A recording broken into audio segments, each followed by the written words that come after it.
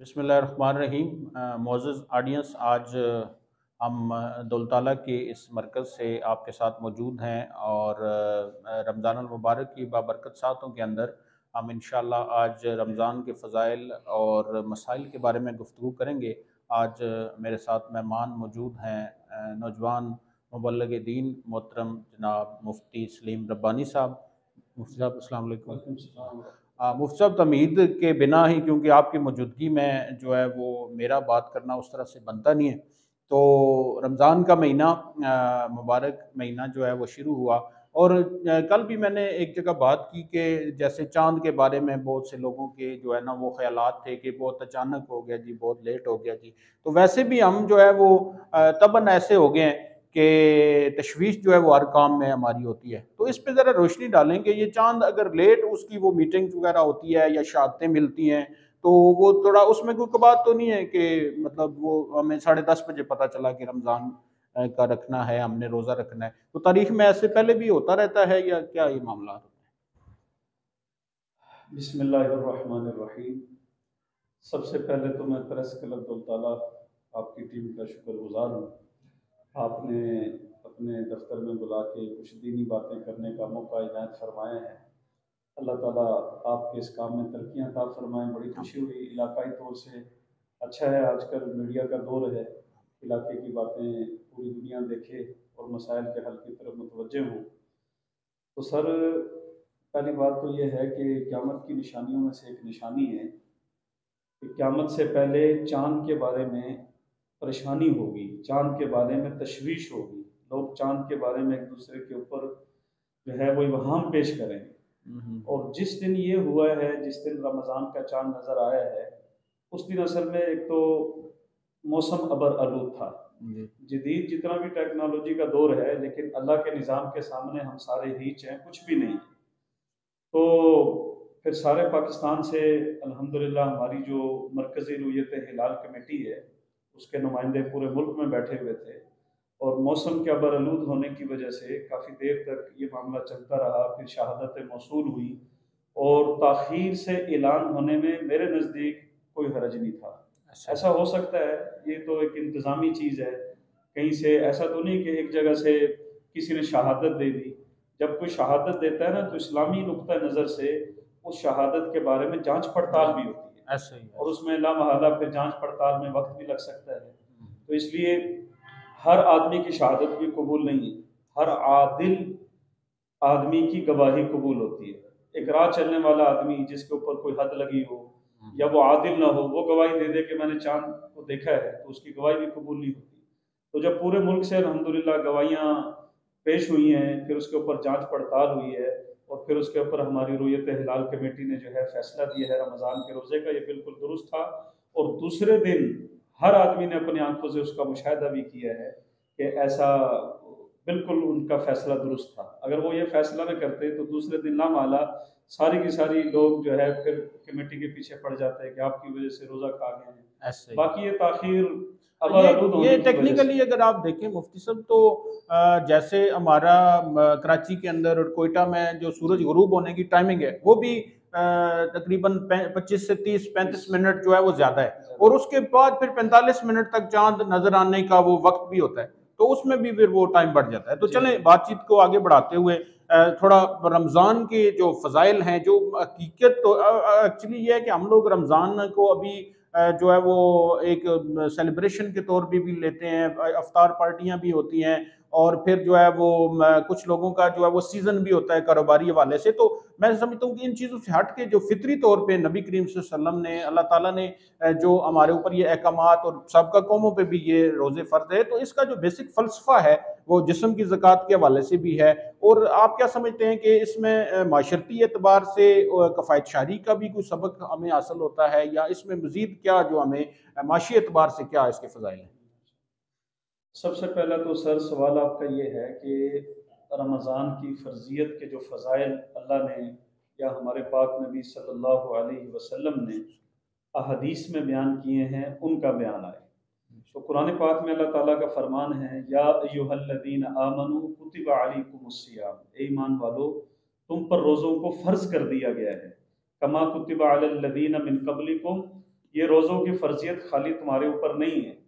کوئی بندہ اعتراض کرے کہ جی پورا ایک مہینہ ہمیں اللہ تعالیٰ نے کھانے سے روک دیا اور پینے سے روک دیا اور حلال بیوی سے روک دیا، تو فرمایا گیا کہ یہ روزے صرف تمہارے اوپر ہی فرض نہیں ہیں، بلکہ تم سے پہلے لوگوں کے اوپر بھی یہ روزوں کی فرضیت ہوئی ہے۔ اور روزے کی فرضیت کا مقصد کیا ہے؟ لعلکم تتقون، کہ تمہارے اندر تقوی پیدا ہو، تمہارے اندر اللہ کا خوف پیدا ہو، تمہارے اندر اللہ کا ڈر پیدا ہو۔ اور یہ میں سمجھتا ہوں کہ تقوی ایک ایسا عمل ہے جو ظالم کو ظلم سے روکے گا، اور ملاوٹ کرنے والے کو ملاوٹ سے روکے گا، جھوٹ بولنے والے کو جھوٹ سے روکے گا، جج کو غلط فیصلہ کرنے سے روکے گا، اور تجارت کی کرسی کے اوپر بیٹھ کر جھوٹ بولنے سے روکے گا، اور ناپ تول کی کمی سے روکے گا۔ تقوی ہی در حقیقت سارے معاشرے کے عدل کا ذریعہ بنتا ہے، اور آج تقوی نہ ہونے کی وجہ سے معاشرے میں خرابی ہے۔ اس لیے آپ صلی اللہ علیہ وسلم نے شعبان میں ایک دفعہ بڑا بلیغ واضح ارشاد فرمایا۔ اس میں آپ نے ارشاد فرمایا، میرے پیارے صحابہ دیکھو وہ کون آ رہا ہے۔ صحابہ متوجہ ہو گئے کہ شاید کسی ملک کا کوئی وفد آ رہا ہے، شاید کسی ملک کے کوئی سفراء آ رہے ہیں، شاید کوئی صوبہ کوئی مسلمان ہو گیا ہے، کوئی ایسا کیا مسئلہ ہو گیا۔ پھر آپ علیہ الصلوۃ والسلام نے دوسری دفعہ ارشاد فرمایا، وہ دیکھو کون آ رہا ہے۔ پھر آپ نے تیسری دفعہ ارشاد فرمایا، وہ دیکھو کون آ رہا ہے۔ جب صحابہ کرام اچھی طرح متوجہ ہو گئے، پھر آپ صلی اللہ علیہ وسلم نے فرمایا، وہ دیکھو رمضان آ رہا ہے، تمہارے گناہوں کو لینے کے لیے آ رہا ہے۔ یہ اللہ کا مہینہ ہے، وہ شہر الصبر، یہ صبر کا مہینہ ہے، اور صبر کی جزا سوائے جنت کی اور کچھ بھی نہیں ہے۔ اس لیے آپ علیہ السلام نے فرمایا کہ اس مہینے میں اللہ تعالیٰ تمہاری دعاؤں کو قبول فرماتے ہیں۔ فرمایا روزے دار کی دعا رد نہیں ہوتی، اور روزے دار کی 24 گھنٹے میں ایک دعا اللہ تعالیٰ ضرور قبول فرماتے ہیں۔ اللہ تعالیٰ تمہاری طرف متوجہ ہوتے ہیں، رحمت کی نگاہ اپنے بندوں پہ ڈالتے ہیں، اپنے بندوں کی دعاؤں کو قبول فرماتے ہیں، اور اللہ تعالیٰ اس مہینے میں تمہارے تنافس کو دیکھتے ہیں۔ تنافس کہتے ہیں ایک دوسرے کی ہرس میں کام کرنا، جیسے ہم دنیاوی اعتبار سے ایک دوسرے کی ہرس میں کام کرتے ہیں، اس کی گاڑی ایسی ہے تو میری گاڑی اس سے اچھی ہونی چاہیے، اس کا گھر ایسا ہے تو میرا گھر اس سے اچھا ہونا چاہیے۔ تو فرمایا اس مہینے میں اللہ تمہارے تنافس کو دیکھتے ہیں۔ اس نے اگر ایک پارہ پڑھا ہے تو میری ہرس یہ ہونی چاہیے کہ میں 2 پارے پڑھوں گا۔ اس نے اگر 1000 دفعہ درود پاک پڑھا ہے، میری ہرس یہ ہونی چاہیے کہ میں 2000 دفعہ درود پاک پڑھوں گا۔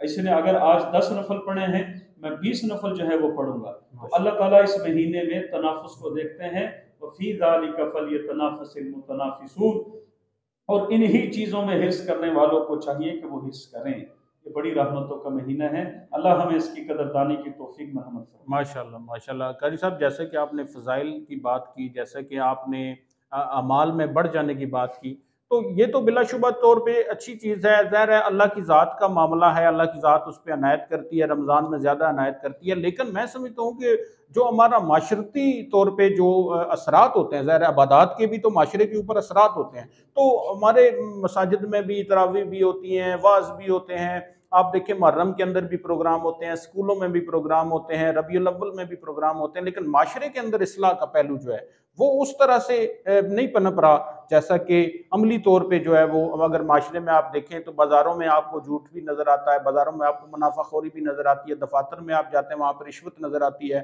وہاں پہ جو ہے وہ کام سے جو ہے وہ لوگ ہٹ کے کام کر رہے ہوتے ہیں۔ تو یہ کیا آپ کیا سمجھتے ہیں کہ کیسے عملی طور پہ چیزوں کو کیسے بہتر بنایا جا سکتا ہے؟ سر اصل میں آپ کا سوال بڑا اہم ہے۔ اس میں پہلی بات تو میں یہ عرض کروں گا کہ قیامت نے بھی آنا ہے، اور قیامت سے پہلے قیامت کا ماحول بنے گا۔ جیسے ایک ہیلی کاپٹر اترتا ہے نا، تو اس کے نیچے ہیلی پیڈ بناتے ہیں، اس کی جگہ بناتے ہیں، پھر وہ وہاں پہ آ کے اترتا ہے۔ اسی طرح آج مسلمان قرآن سمجھنے کے باوجود، رمضان کے روزے رکھنے کے باوجود، علماء سے تعلق کے باوجود، تراویح پڑھنے کے باوجود، پھر بھی مسلمانوں کے معاشرے میں یہ جو بگاڑ ہے نا، ایک وجہ تو اس کی یہ ہے کہ اللہ تعالیٰ نے قیامت سے پہلے قیامت کا ماحول بنانا ہے، اس وجہ سے جو ہے نا ایسا ہو رہا ہے۔ دوسری وجہ یہ ہے کہ آج ہمارے دلوں میں تقوی نہیں ہے، اور روزے کی فرضیت کا مقصد ہی تقوی ہے کہ مسلمانوں میں جو ہے وہ تقوی پیدا ہو، اللہ کا خوف پیدا ہو، اللہ کا جو ہے وہ ڈر پیدا ہو۔ بے شک۔ تو معاشرتی اعتبار سے آدمی کے دل میں تقوی پیدا کرنا بہت ضروری ہے، اور تقوی پیدا کرنے کا سب سے بڑا جو ذریعہ ہے وہ روزہ ہے۔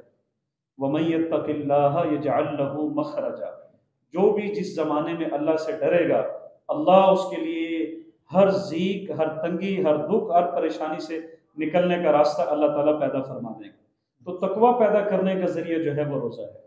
پھر روزے کے جو معاشرتی اثرات پڑتے ہیں، اصل میں جو ہمارا یہ نفس ہے نا، نفس یہ آج کل بڑا، یعنی یوں کہہ لو کہ اس کی رسیاں بہت ڈھیلی ہو باغی چکی ہو ہیں، چکا یہ باغی ہو چکا ہے۔ تو نفس کو کنٹرول کرنے والی جو سر چیز ہے نا وہ ہے بھوک۔ بھوک سے انسان جو ہے نا، بھوک انسان کے تہذیب کے آداب بھی مٹا دیتی ہے۔ بھوک انسان، اس لیے تو حدیث میں آتا ہے قاد الفقر ان یکون کفرا، قریب ہے کہ غربت اور فقر آدمی کو کفر تک پہنچاتا ہے۔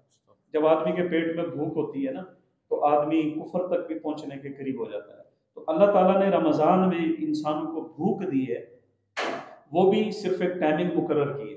باقی ہم سحری میں، افطاری میں بہت اچھا، اور جو وہ نعمتیں جو ہم سارا سال نہیں کھاتے، رمضان میں ہم ان نعمتوں سے تلذذ حاصل کرتے ہیں، مزہ حاصل کرتے ہیں۔ تو یہ تقوی کا ذریعہ ہے روزہ۔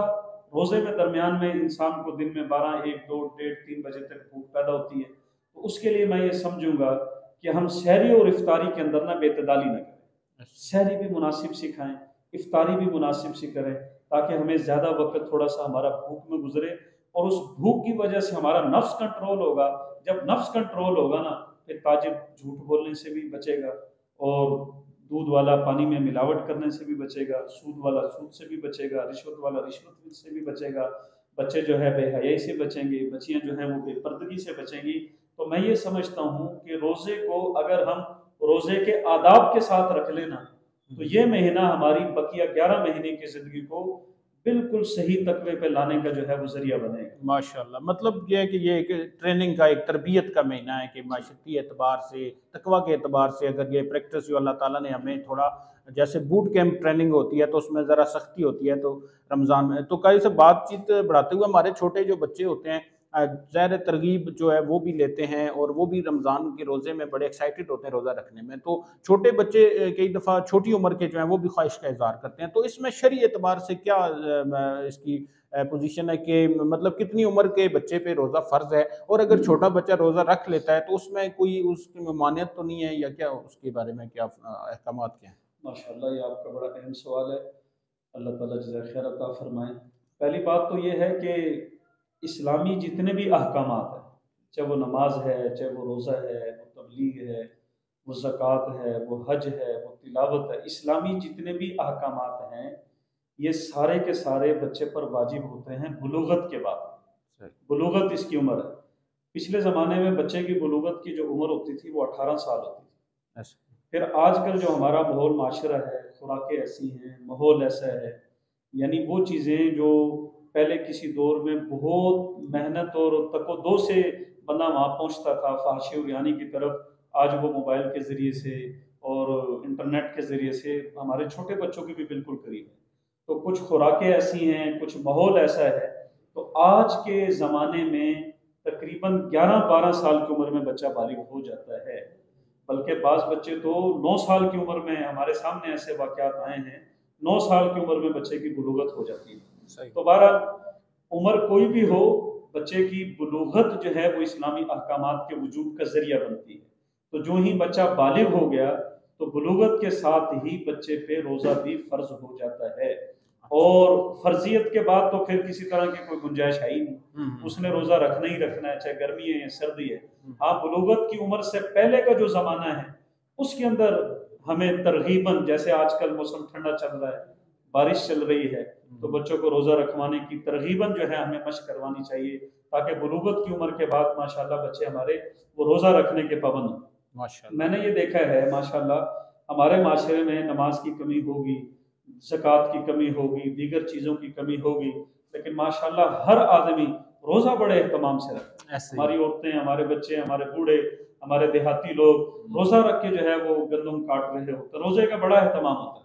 ہاں، اگر کوئی ایسا بچہ جو بالغ نہیں ہے اس نے روزہ رکھ لیا ہے، گرمی کی شدت بڑھ گئی ہے، اگر وہ دن میں 12-1-2 بجے افطار کر دے تو اس کے ذمہ نہ کوئی کفارہ ہے نہ کسی طرح کی اس کے اوپر کوئی ہے۔ بہرحال جب جمعے کا دن ہو، خصوصاً جمعۃ الوداع والا دن ہے، یا جیسے آج کل ٹھنڈا موسم ہے، جی ہمیں اس عمر میں بچوں کو روزہ رکھوانا چاہیے ایسا تاکہ ہی بچوں کو بلوغت کے بعد روزہ رکھنے کی عادت پڑ جائے۔ ویسے بھی مفتی صاحب یہ ہے کہ جو بھی اچھا رجحان ہے اگر وہ پیدا ہوتا ہے یا بچے یا کوئی بھی اس کی خواہش کا اظہار کرتا ہے تو میں سمجھتا ہوں کہ اس میں رکاوٹ جو ہے وہ نہیں بننی چاہیے بلکہ اس کو فروغ کے لیے کوشش کرنی چاہیے۔ تو ایک اور عام طور پہ سحری کے اعتبار سے جو ہے وہ آپ تھوڑا بیان فرمائیں کہ سحری کی کیا فضیلت ہے اور سحری میں کس قدر جو ہے وہ بھرپور طریقے سے کھانا کھانا چاہیے، اور اس کی جو ٹائمنگ ہے وہ کب سے، مطلب عام طور پہ تو یہ ہوتا ہے کہ رات کو بھی لوگ جاگتے رہتے ہیں اور کئی دفعہ ہوتا ہے کہ لوگ جو ہے وہ ٹی وی دیکھتے ہیں یا کہیں دور سے کسی محفل سے آئے تو کھانا کھا کے سو جاتے ہیں، تو ایسا بھی ممکن ہے یا باقاعدہ سے اہتمام ہونا چاہیے؟ ماشاء اللہ، جی یہ بڑا اہم سوال ہے جی آپ کا۔ تو پہلی بات تو یہ ہے کہ سحر عربی زبان میں کہتے ہیں آخری پہر کو، سحر آخری پہر کو کہتے ہیں، یعنی صبح صادق سے آدھا پونا گھنٹہ پہلے کا جو وقت ہے نا، اس کو سحر کہتے ہیں۔ اور یہ سحر کا کھانا مسنون ہے۔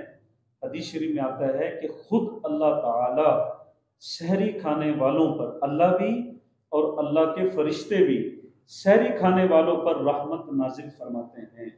سبحان اللہ، کتنی بڑی بات ہے۔ کھانا بھی خود کھانا، اور سحری کھانے سے دن کے روزے پر تقویت بھی ملتی ہے۔ ایک آدمی پانی سے روزہ رکھ لے یا کوئی ایک آدمی کھجور سے روزہ رکھ لے تو 12-1-2 بجے اس کو نماز پڑھنا مشکل ہوگا، ظہر کی نماز پڑھنا مشکل ہوگا، تلاوت کرنا مشکل ہوگا۔ سحری کھانا ایک تو روزے کی تقویت کا ذریعہ بنتا ہے کہ دن انسان کا آسانی سے راحت سے گزر جاتا ہے۔ دوسری بات یہ ہے کہ سحری کھانے والوں پر خود اللہ کی رحمت ہے اور اللہ کے فرشتوں کی رحمت ہے۔ بعض لوگ سستی کی وجہ سے سحری نہیں کھاتے یا رات کو تراویح پڑھ کے جو ہے وہ سحری کھا کے سو جاتے ہیں، روزہ ان کا ہو جاتا ہے لیکن وہ سحری کی برکت سے محروم ہو جاتے ہیں۔ اس لیے حدیث شریف میں آتا ہے نبی پاک صلی اللہ علیہ وسلم جب سحری کا کھانا کھایا کرتے تھے نا تو اپنے صحابہ دوستوں کو بلایا کرتے تھے، فرمایا کرتے تھے آؤ بھائی برکت کا کھانا کھا لو، آؤ بھائی برکت کا کھانا کھا لو، آؤ بھائی برکت کا کھانا کھا لو۔ کتنی بڑی بات ہے، برکت کا کھانا، اور اس کھانے کی ترغیب دی گئی ہے۔ اس لیے رمضان کے روزے سال میں ایک دفعہ فرض ہوتے ہیں تو تھوڑی سی ہمت کر کے آخری پہر میں اٹھنا چاہیے۔